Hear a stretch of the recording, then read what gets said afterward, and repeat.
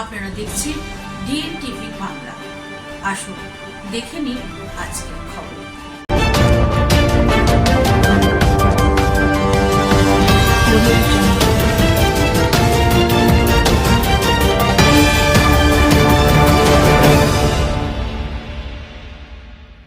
পশ্চিমবঙ্গে গঠিত হয়েছে বিজেপি সরকার। বিজেপি সরকারের মুখ্যমন্ত্রী হিসাবে শপথ নিয়েছেন শুভেন্দু অধিকারী মহাশয়। শপথ নেবার পর আজ তিনি প্রথমবার স্বামী বিবেকানন্দ প্রতিষ্ঠিত রামকৃষ্ণ মঠ ও মিশনের প্রধান কার্যালয় বেলুড় মঠে উপস্থিত হন।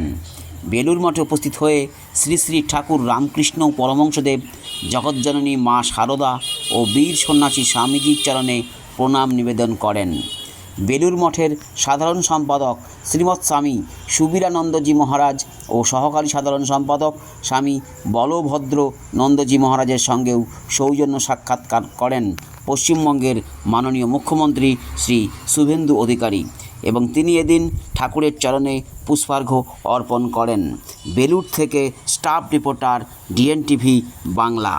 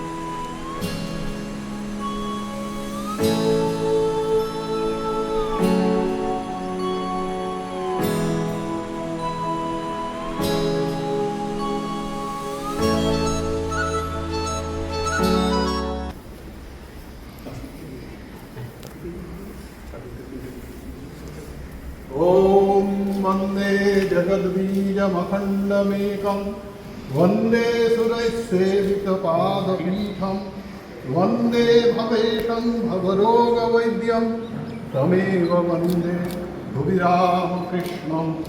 ॐ ऐं एष